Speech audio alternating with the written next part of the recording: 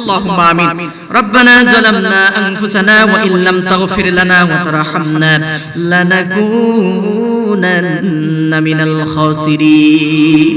ربنا آتنا في الدنيا حسنة وفي الآخرة حسنة وقنا عذاب النار.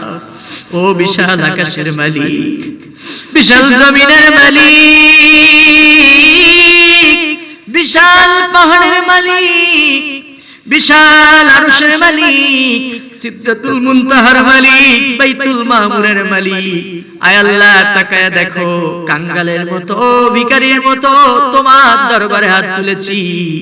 আমরা আজকে থেকে শপথ করতেছি জীবনে আর কখনো গুনাহ করব না। সারাটা জীবন নাফরমানি করেছি, সারাটা জীবন আমার তোমার সঙ্গে নাফরমানি করে তোমার আইনকে বৃদ্ধাঙ্গুলি প্রদর্শন করেছি। সারা জীবন গুনাহ করতে করতে নিজেদের জীবনকে শেষ করে ফেলাইছি। গুনার দিকে তাকায়ও না, রহমান রহিম নামের উসিলায় জিন্দেগীর সব গুনাহ কাদা তুমি maaf করে দাও। আল্লাহ তুমি হয়তো আমাদের উপরে বড়ই রাগান্বিত, আমাদের উপরে তুমি হয়তো বড় রাগ করেছো রে মাওলা। এই পৃথিবীতে যদি কোন সন্তান মায়ের সঙ্গে বেয়াদবি করে, আল্লাহ সারাদিন ছোট্ট বাচ্চা সন্তানটি বাসায় ফিরতে পারে না মায়ের ভয়ে, না জানি মা যদি আমাকে বকা দেয়। সারাদিন দৌড়াদৌড়ি করার পর আয় আল্লাহ তাআলা ক্লান্ত শরীর নিয়ে বিকাল বেলায় যখন বুঝতে পারে, সন্ধ্যা বেলায় যখন বুঝতে পারে এই পৃথিবীতে মা ছাড়া তো আমার কেউ নাই, মায়ের ঘর ছাড়া তো আমার আর কোনো ঠিকানা নাই, ঘরের দরজার কাছে গিয়া যখন মায়া ভরা কণ্ঠে ডাক দেয়, মা জননী মাফ করে দাও, আর কখনো বেয়াদবি করব না। মা সমস্ত রাগ ভুলে দরজা খুলে দিয়া ওই সন্তানটাকে বুকের সঙ্গে জড়ায় নেয় আর বলতে থাকে, বাবারে সারাদিন কোথায় ছিলি? তোর চিন্তায় ঘুমাতে পারি নাই, তোর চিন্তায় আমি খেতে পারি নাই। এই পৃথিবীতে এমন কোন নিষ্ঠুর মা নাই যে সন্তান যদি মা মা বলে ডাকে সন্তানকে বুকে টেনে না নিয়ে পারে।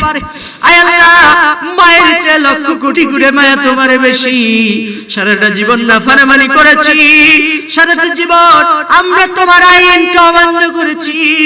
জানি না কখন মালাকুল মউত আমাদের মাথার কাছে আনা দেবে। আল্লাহ,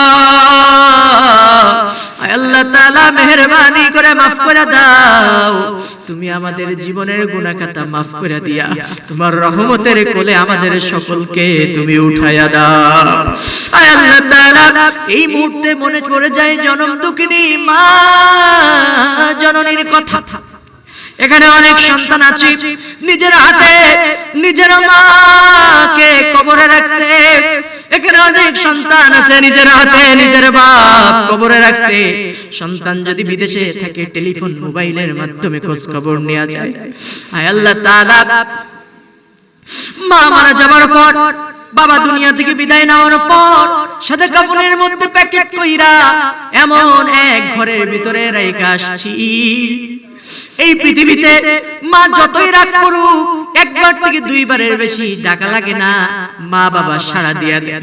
কিন্তু এমন ঘরের ভিতরে তালাবদ্ধ করে রাখছি, ওই কবর নামক ঘরে, ওই কবর নামক ঘরের কাছে গিয়া যদি কিয়ামত পর্যন্ত ডাকতে থাকি মা মা বাবা, আর তো কেউ দরজা খুলবে না।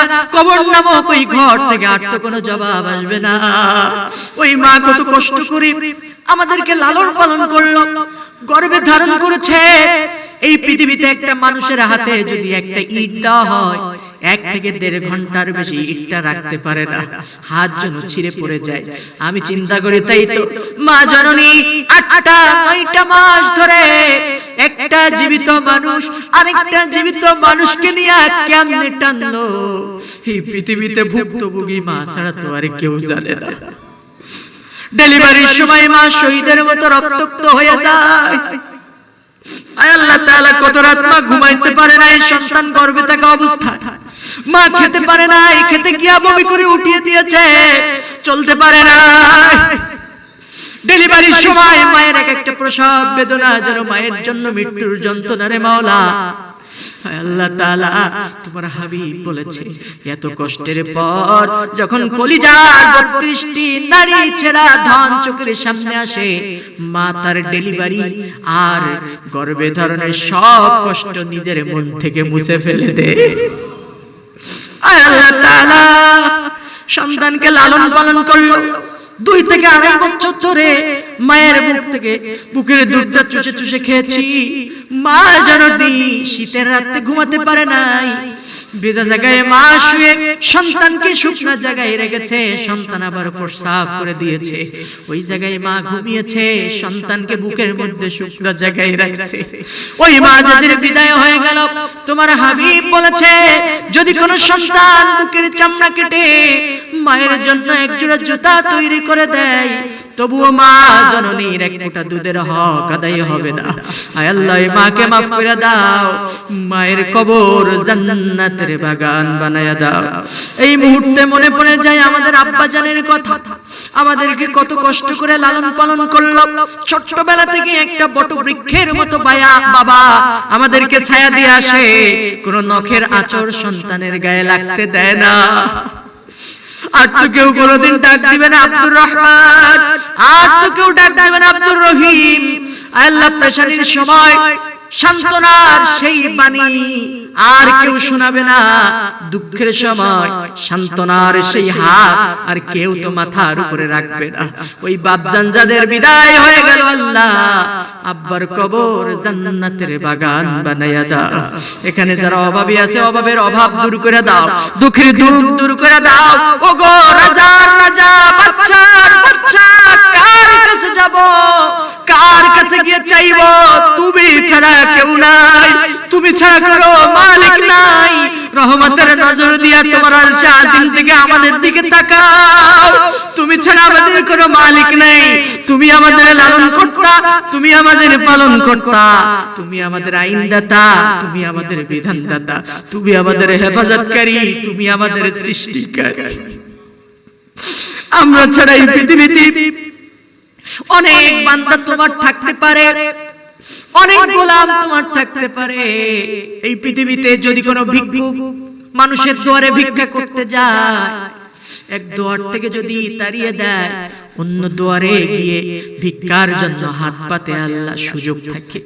কিন্তু তুমি যদি আজকে আমাদেরকে খালি হাতে ফিরাইয়া দাও, আয় আল্লাহ তাআলা পৃথিবীতে এমন কোন রব নাই, এমন কোন মালিক নাই যার কাছে গিয়া আমরা গুনাহের জন্য মাফ চাইব, কারণ তুমি ছাড়া আমাদের তো এই পৃথিবীতে আর কেউ নাই। আমাদেরকে যদি তুমি আজকে মাফ করে দাও, এমন কোন জায়গা নাই তোমার গিয়ে কৈফিয়ত দেওয়া লাগবে মাওলা।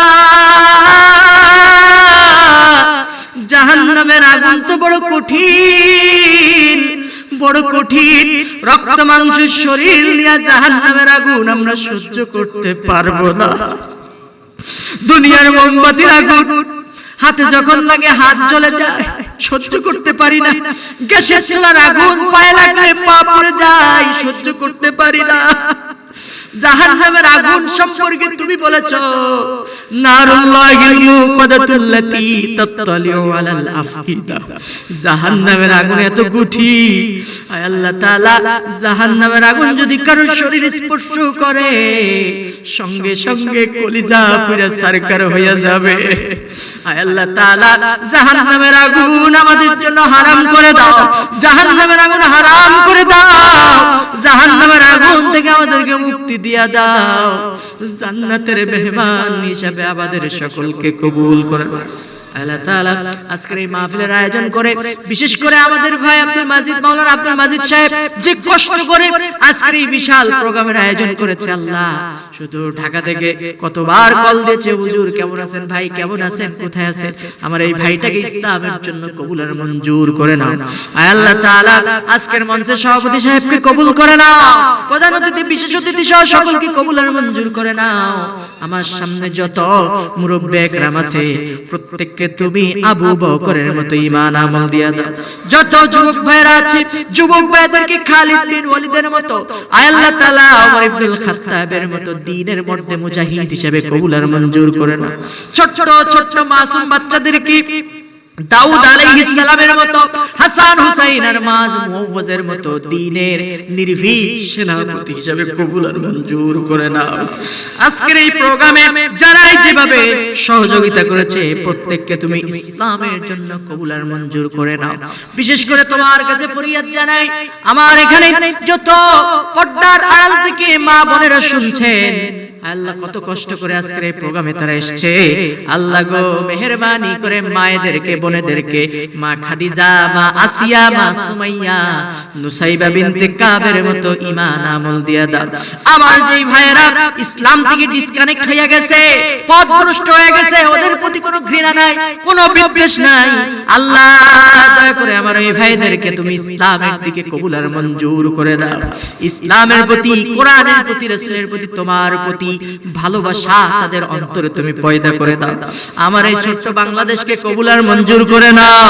আয় আল্লাহ তাআলা প্রশাসনিক ডিপার্টমেন্টের ভাইদেরকে কবুল করে নাও, গোয়েন্দা বিভাগের ভাইদেরকে কবুল করে নাও, মিডিয়ার ভাইদেরকে কবুল করে নাও। সবার সঙ্গে আমার সাইফুল ইসলাম ভাই সহ, আমার বাবা সহ যারাই আমার সঙ্গে এসেছে প্রত্যেককে ইসলামের জন্য কবুল করে নাও।